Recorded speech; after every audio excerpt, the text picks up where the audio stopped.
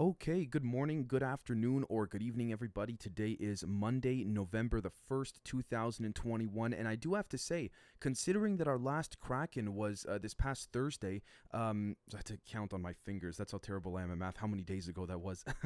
About 4 days back. I gotta be honest with you.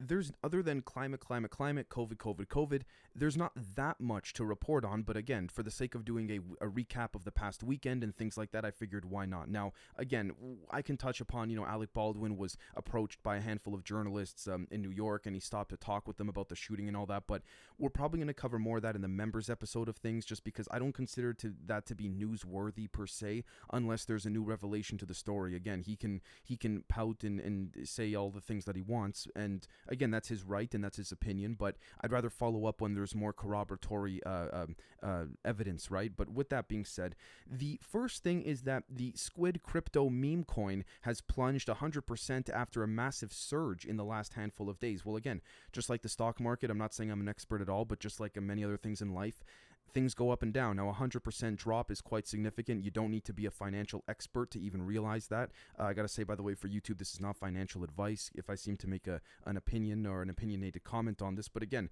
with that being said, I can see, I can see that happening. It doesn't surprise me when I take a step back and I look, for example, at the way in which things fluctuate. Just like everything else in life, it's either going to go up or it's either going to go down. It doesn't necessarily take much to be able to sit back and say, hey, it's going to fluctuate. Now, again, with that being said, that's quite substantial. But the next thing is that Elon Musk has said that he basically will be willing to essentially solve the world's solve hunger. According to Business Insider India, Elon Musk, and I quote, is ready to spend $6 billion to end world hunger and asks the UN to provide a plan, end quote. Now, you see, what's interesting about all of this, and I want to be very, very particular here, is that, again, let's take a look, and I quote, this is from Business Insider India's reporting. The world's richest man has said that he's willing to sell his Tesla stock and spend $6 billion to end world hunger. This comes in response to a tweet made by David Beasley, who's the director of the United Nations World Food Program. In his tweet, Beasley had mentioned the $36 billion increase in Musk's net worth after Hertz ordered 100,000 Teslas, as we reported here last week.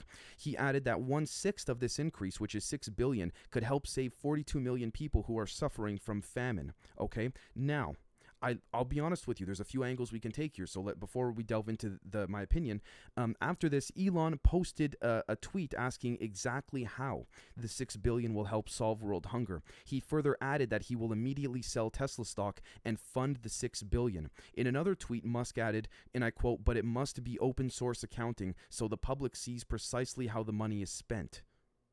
All right. And however, after being questioned by Dr. Eli David, a researcher, Beasley said that $6 billion will not solve world hunger, but will prevent geopolitical instability, mass migration, and save 42 million people on the brink of starvation. Okay, David had asked Beasley why the WFP was not able to solve the world hunger despite raising $8.4 billion in 2020 if all it required was $6 billion. Okay, Beasley then started tweeting to Musk, assuring him that WFP has a system in place for transparency and open source accounting. He added that Musk's team can review and work with WFP to be confident about this, end quote. Look, I know a lot of people don't like Musk, don't like what he's been saying these days. They think, a lot of he's the fall guy, he's not who he says he is. Again, this could be, I got to be honest, folks, we got to consider the fact that this may just be all show, all play. It very well could be, in the sense of not that it was premeditated, but in the sense of that nothing's going to happen here. Now, again, notice, if we put that aside for a second, again, bringing ourselves to a, I guess, denser level of reality, if you will, that the way we address this on the show, this is in pure theory. In a capitalistic market, in my humble opinion, I could be wrong, you would want this. This drives competition. So you have a billionaire that says, yeah, you're saying $6 billion, that's it, let me do it, right? With that being said, we know the players of this particular chess game on this planet. It's not going to work like that, right? With that being said, too, notice how all of a sudden there was a correction because they raised $8.4 billion last year, but all of a sudden it didn't end world hunger. And that's because I see what Musk is getting at here when he says, I want open source accounting. He probably thinks it's never going to happen, which I really think it won't. But again, I have that 1% of hope that it may. With that being said, there's so many other depraved and menacing I guess you could say, metaphorical structures and apparatuses within the UN, within the WHO, and all that stuff that's going to prevent this kind of thing from really occurring. Because again, they can solve it within a day, in my humble opinion, with regards to world hunger, but they won't. We know that, right? So again, I don't mean to spend too much time on one story, but I think it's important we understand what's going on here.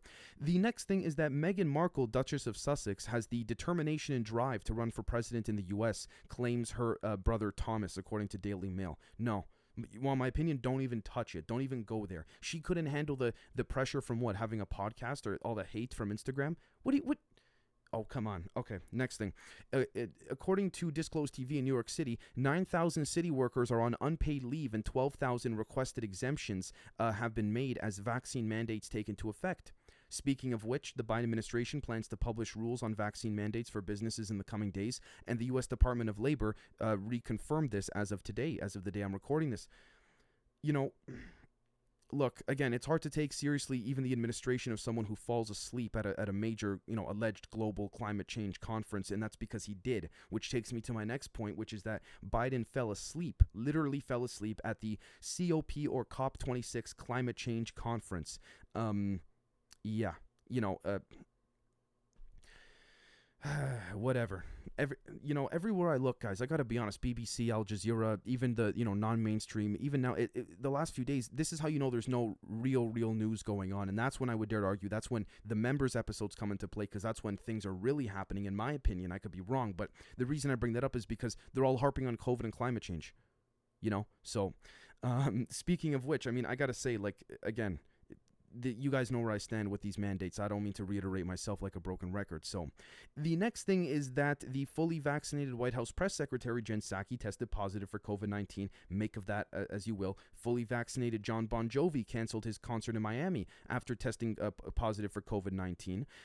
Dozens of FDNY firehouses likely to close today as the vaccine mandate takes effect, says the president of UFANYC. I believe this is the Firemen's Union, or the Firemen's Union in New York, or at least one of them, if I'm not mistaken. Please don't quote me on that specifically, but the next thing is that Bayer, E.ON, and Altours plan to separate vaccinated from unvaccinated people in their canteens, according to Rheinische Post. I didn't mean to butcher that. I'm pretty sure that's German. Again, folks, I can't begin to say, the amount of, some people I have to be careful because of YouTube, but some people have called it medical apartheid. I think I can use that term, but they're not wrong, in my opinion. I mean, when you take a look at this, today's proposal, or conspiracy, if you will, is fact in 30 to 60 days from now, maybe 90 days. You got Fauci on tape saying back in November and December of 2020, you will never have a public mandate for vaccines in these cards because you can't force the public to do that. Funny how look, these are all liars and deceivers. No, until, oh, no, but we got to do this. It's all BS. It's all BS. Speaking of which, and I promise to get off this topic very shortly, I just want to get this out of the way with, because if not, then our finger's not on the pulse, right? Twitter begins to pre-bunk climate misinformation, according to them, exposing people to more accurate information, according to Axios. I'm leaving that there. The next thing is that Prince Charles, because again, I'm just very quickly, let me give a very quick rant. And I know a lot of you like this when I do that, but if they're covering up and lying to us about history in our elementary schools and high schools, how can we trust them now about this? I'm not saying there isn't climate change. What I'm saying, or global warming or anything like this, I'm saying is, again, why, just like with the beep boop, as we call it, the word that rhymes with vaccine, I don't even know if that's a word, but anyways, the fact that a conversation cannot even be had about the rebuttal side, or, the opposite side of this argument, is what frightens me more than the actual product or dissemination of the narrative that's being pushed, right? The next thing is that Prince Charles claims, quote, a vast military-style campaign is required to marshal a fundamental economic transition, end quote. Yeah, that's scary as hell, because a military campaign, depending on how you define it, but is defined by top-down planning, executing, controlling. We can relate this to a communist economic system planned by a central authority and organized along a top-down chain of command. I'm not trying to influence people to say communism is bad or good. I'm genuinely not. Again, I know some people may say, Dave, come on, really? But no, folks, I got to remain unbiased. Take that as you will. It is not for me to say what you should or should not be thinking pertaining to this, in my humble opinion. The next thing, now this I would say, okay, is, ironic. Jeff Bezos' $65 million Gulfstream has led a parade of 400 private jets into COP26, including scores of Royals and Green CEOs. Now, I see what's being said here pertaining to green CEOs, put in air quotes, because we see that, for example, people like Leonardo DiCaprio, who's been quite an avid, advocate for global warming and not for it, but, for trying to help the planet and all that. But then he flies in on his jet, which emits God knows how much pollution. You see what I'm saying here, folks? If you're going to set an example, get there the way everyone else does. And if they say, oh, security issues, listen, taxpayers, pardon my English, like motherfucking crazy, fund your security. They can find a way. Believe me, they'll find a way, if they're trying to relate to the common person. But that's why we all know that they're really not. So, again, the next thing is also Prince Charles was among one of those traveling by non-commercial plane in Glasgow from G20 in Rome. The next thing is that Israel has approved Palestinian homes after advancing settlements. Approval of plans for 1,133 Palestinian homes in the occupied West Bank comes days after endorsements of plans for 3,144 homes in illegal Israeli settlements. Again, you look at the numbers, tit for tat. Again, I see it as humans pushing humans out, things like this. Now, again, in these particular instances in the West Bank, it's not that simple. And I'm not trying to defend the alleged Jewish Zionist movement there. However, I'm not also trying to defend the Palestinians. It's tough. I mean, again, so one can argue very strongly. We can argue that 1,133 Palestinian homes were given, but over 3,000 Israeli settlements were also issued too. So, tit for tat, is that really fair? Again, assuming that is purely in context, no, truly it's not. I view it as human on human, not Israeli versus Palestinian, right? But if I'm missing something, then again, please let me know. The next thing is that the Turkish presidency, Erdogan and his team, have not given an official reason for his abrupt cancellation of plans to attend COP26. He was supposed to go, he didn't go. I wouldn't if I were him, screw it, whatever. But where Ankara had also hoped to hold meetings with U.S. President Joe Biden and other world leaders on a range of topics, they didn't give a reason. He canceled. Who knows? Could be for intelligence reasons. Certain things came up within the country. Again, we can only speculate, so the options are limitless or endless. Could be a mind game he's playing. It's hard to say. Hard to say. The next thing is that in Nigeria, several have been killed in the Lagos building collapse. A high-rise building under construction in Lagos collapsed, with dozens feared trapped inside, rescue officials and construction workers say. It's unfortunate. It really is. I'm not trying to brush it off as that, but this is life. I mean, I'm not saying people die for the sake of this, but again, we have to assume, was there proper logistical, structures built in there? Was there any form of corruption? Was any contractor skimming off the top during this? When it comes to construction, folks, it's the same thing worldwide in terms of corruption, if there is one. Now, again, if everything was followed according to plan, everything was up to spec, as they say, and followed suit, then I don't see what the issue would be in this particular case pertaining to that in terms of anyone actually being at fault here again, but it's still very unfortunate that innocent people died, truly. The next thing is that Ethiopia government has accused Tigray rebels of killing 100, kids in Kombolcha. Ethiopian government says youth residents were summarily executed in Kombolcha amid battle over the northern town. Again, ruthlessness. And I hate to report these things, but I feel like in some cases I need to, because we need to understand the depravity of what's happening around the world. It's not to fearmonger or feed off negativity. You folks know me. The ones that know me personally in a lot of regards know that I'm not for this, but it has to be said. The next thing is that South Africans vote in local polls in a key test for ruling ANC, which stands for the African National Congress. About 26 million voters are registered to choose councillors in 257 municipalities amid growing discontent against the African National Congress. Again, assuming it's fair and legitimate and the people want it, by all means. I don't know what else could be said there unless we're missing something. The next thing is that a fruit-shaped bomb killed 2 children in Uganda. A recent surge in bomb attacks has set Ugandan authorities on a hunt for the perpetrators. Okay, I bring this story up because, again, these things happen all over the world, sadly, every hour, every second, maybe every minute of the day. But the reason I bring this up, folks, is because it only furthers maybe it's my own paranoia. I think a lot of you have this as well. The concept of you go out, You can't even go to a grocery store without thinking about this kind of stuff these days. I'm not trying to fearmonger. I'm not trying to bring people down if they're already in a negative state of mind. But you can't even go shopping without, this happening, at least in my opinion. Just in general, because this is not just applicable to that of, in general, the countries and nations of, Africa or Europe, you name it. This is all over now. Again, more, seldom in a handful of places, not occurring as much as in other countries, but it's still very prevalent. Very prevalent. The next thing is that India has targeted net zero carbon emissions by 2070, says Modi. The US and EU are aiming for 2050, but I'm not even going to comment or speculate on that because the next thing is that McDonald's McRib is now an NFT. The fast food giant is creating non-fungible tokens in celebration of the McRib sandwich's 40th anniversary. Okay, I guess they can do it if they want. I'm curious to know if this is an intelligence operation. I know that sounds funny, but this is exactly how it would be done if it is one. For multiple reasons. For data gathering, for maybe deliberate targeted operations, hard to say.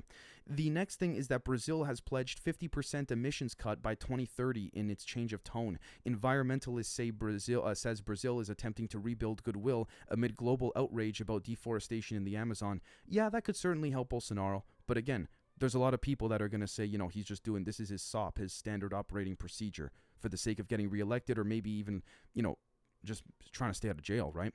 The next thing is that Haiti's prime minister has condemned gangs and kidnappings in a televised address.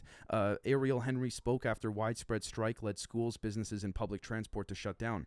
Again, this, to me, in my humble opinion, if you folks want to get my opinion, this is more of a nationalistic perspective, not trying to say your country, your problem, but again, we shouldn't have other people around the world speculating, other governments trying to get involved or taking advantage of this, but we all know how intelligence agencies work of various nations, so again, this could also be harnessed as well for some type of apparatus to be inserted during this chaos, if you will. The next thing is that violence targeting indigenous people in Brazil has surged 61%. Land invasions in Brazilian indigenous territories rose 137% last year, a rights group has reported.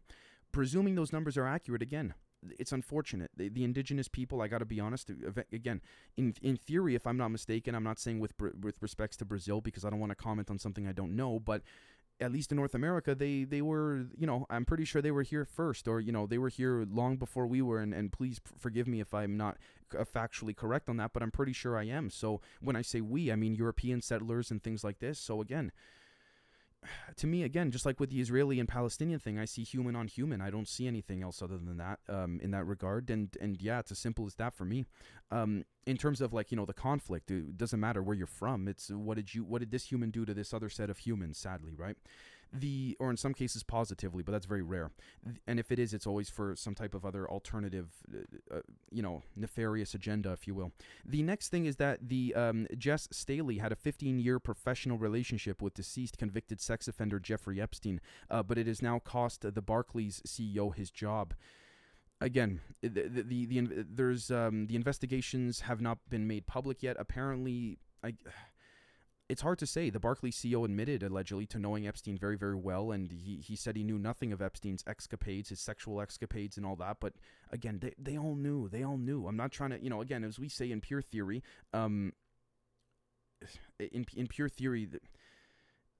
innocent till proven guilty, but come on. We know. The next thing is that a Japanese man in a Joker costume injured 17 in a knife attack on a Tokyo train, literally just dressed up as the Joker, I think from The Dark Knight, if I'm not mistaken. If not, then Joaquin Phoenix's Joker. But anyways, he killed 17 people, if I'm not mistaken, then sat down to smoke a cigarette. Or he smoked a cigarette with his legs crossed on that subway first and then killed him. Either or. Very, very strange and messed up. Very, very strange and messed up. The final thing is that tens of thousands of travelers are expected to arrive in Thailand today as the country reopens to tourists after 18 months of, again, COVID restrictions. This is how in my opinion, folks, it's a slow past few days. What type of reporting has been occurring relative other than just following up on stories and a few exclusive ones? The biggest story today, I think, was Elon Musk. So, tweeting at the UN. So, again, bit of a slow day, but I, feel like it's necessary to cover so we don't stay left behind. And as you folks always know, many of you do at least, that if I deem the news personally to not be newsworthy, because I know I'd like to think that we all think very similarly, then I won't do a news show for that day. But again, I think there was just enough today to report. So with that being said, folks, thank you so very much, and we'll catch all of you very, very soon. Cheers.